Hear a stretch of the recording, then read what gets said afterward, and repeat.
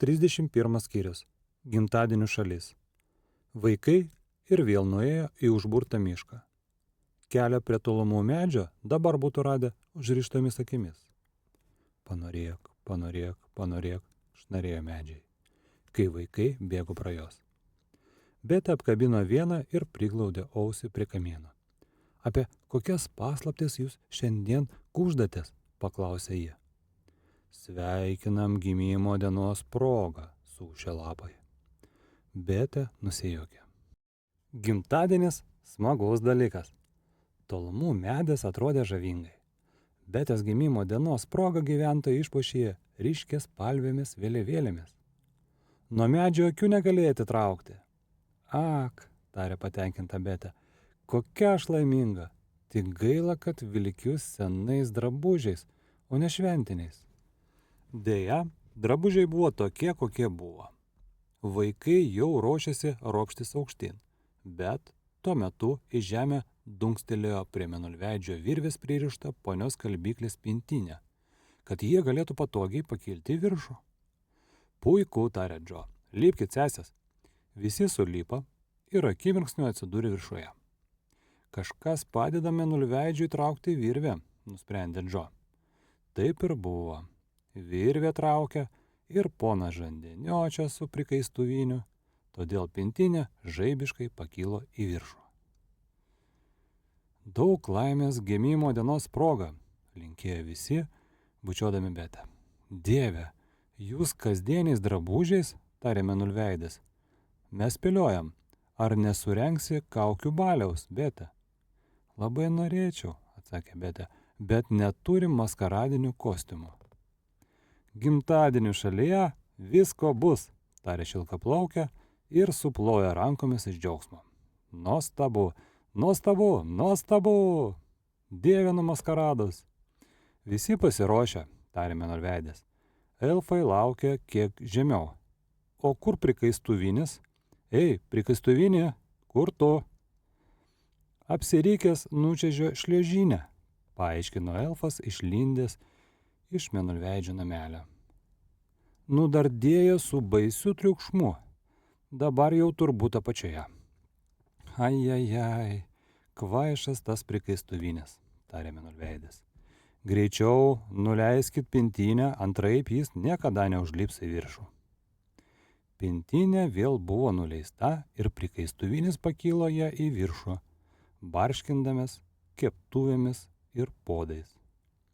Ar dabar jau visi? Paklausė mėnulveidas.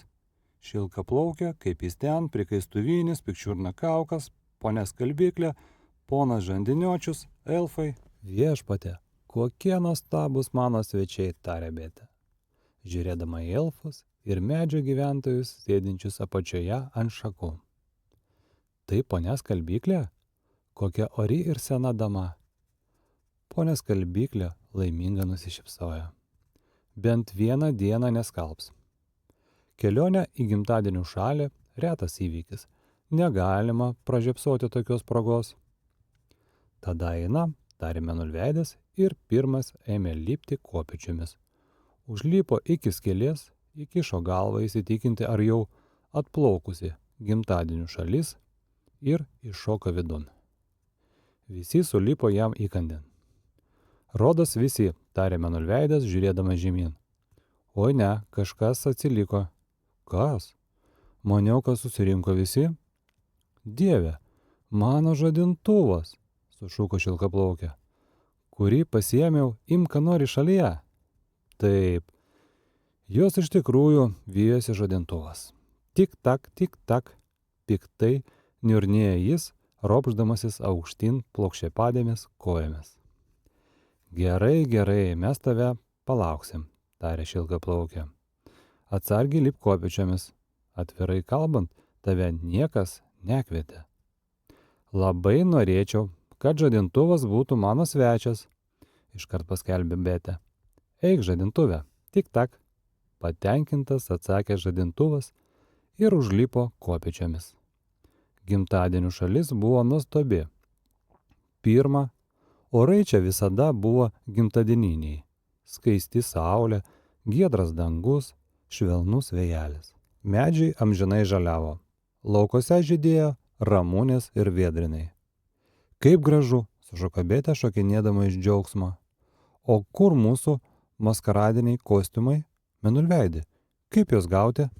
Viskas tame name, parodė dailę pirkelę Mėnulveidis. Būrys patraukė tenai. Pakeliui iš urvų iššokdavo rudi triušiukai. Palinkėdavo Betė linksmo gimtadienio ir nerdavo atgal. Buvo labai įdomu. Visi susigrūdo į pokelių namus. Čia buvo daugybė spintų, pilnų žaviausių maskaradinių kostiumų. Žiūrėkit, nudžiugęs sušuko Džo, jis aptiko jūrininko kostiumą su puošnia mėlyna, balta ir auksinė kepurė, kaip laivo kapitono. Mano dydžio! Jis persirengė, bet išsirinko fėjos suknelę, o Franė, klauno kostiumo smailę skrybelę, atrodė kaip tikras klaunas. Mėnulveidis persirengė pirato, šilkaplaukę narcizo. Kaip jis ten tapo policininko, o prikaistuvinis tinkamo kostiumą negalėjo rasti, nes nuo jo į visas pusės styroja keptuvės ir podai. Visi persirengė ir labai įtikinamai atliko savo vaidmenis. Betė suknelė buvo sparnuota, bet mergaitė šiek tiek nusivylė, nes skraidyti negalėjo. Kaip ji troško išskleisti sparnuos ir skristi kaip tikra fėja. Dabar einam balionu, sušuko šilkaplaukė ir išstriksėjusi į saulėkaitą nubėgo prie balionų pardavėjo, sėdinčio spalvotų balionų debesyje. Visi išsirinko po vieną ir ėmė žaisti. Staiga suskambo varpelis ir Mėnulveidis džiaugsmingai suriko. Gimtadienio puota, greičiau einam. Jis puolė prie ilgo stalo padengto lauke. Betė atsisėdo krikštasolėje, bet nustebusi ir nusivylusi pamatė, kad valgio ant stalo nėra, tik tuščios lėkštės, puodeliai ir taurės.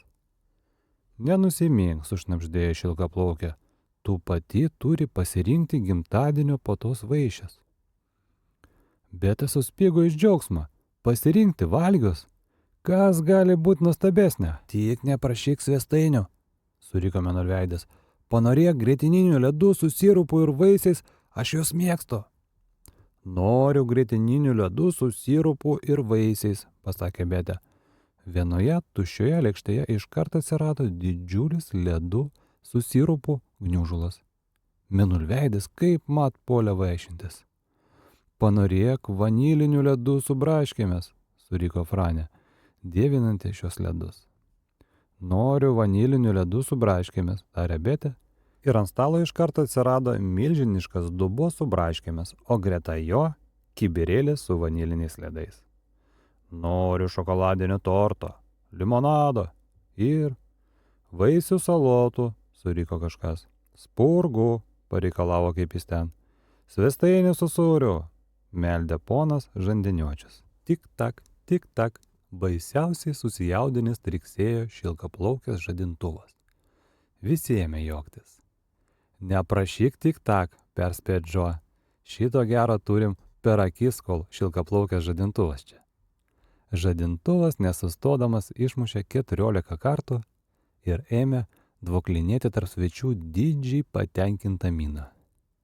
Draugija pradėjo valgyti. Puota buvo nepakartojama. Braškės, vaniliniai ir grietininiai ledai iškart dingo, nes ponas Žandiniočius ir 50 elfų staiga nusprendė, kad jiems šis skanėstas irgi labai patinka. Tada Betė paprašė daugiau. O mano tortas, paklausė jį šilkaplaukės, ir jo reikia prašyti? Ne, jis atsiranda pats, paaiškina šilkaplaukė. Stalo viduryje, įdėmiai žiūrėk. Betė įsmeigė akis į stalo vidurį. Ten stovėjo daili sidabrinė lėkštė. Rodos kažkas joje darėsi. Virš lėkštės sukūriavo keista migla.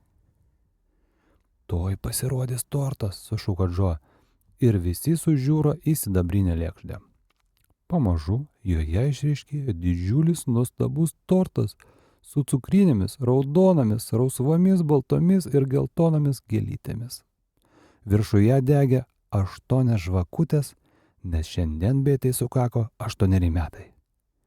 Didelėmis cukrinėmis raidėmis ant torto buvo užrašyta: daug laimės gimimo dienos proga, Bete. Betę apėmė išdidumas. Žinoma, ji pati supjaustė tortą. Tai buvo sunkus darbas, juk svečių susirinko daugybė, o pavaišinti reikėjo visus. Tai tortas išpildantis norus, paaiškina Menorveidis. Kai tortas buvo padalytas, valgydami sugalvokite norą, jis būtinai išsipildys. Vaikai laimingi žiūrėjo jį. Ko čia panorėjus? Franė su torto gabalėliu rankoje bandė sugalvoti norą, bet tuo momentu prikaistuvinis viską sugadino. Kaip manai, ką jis padarė?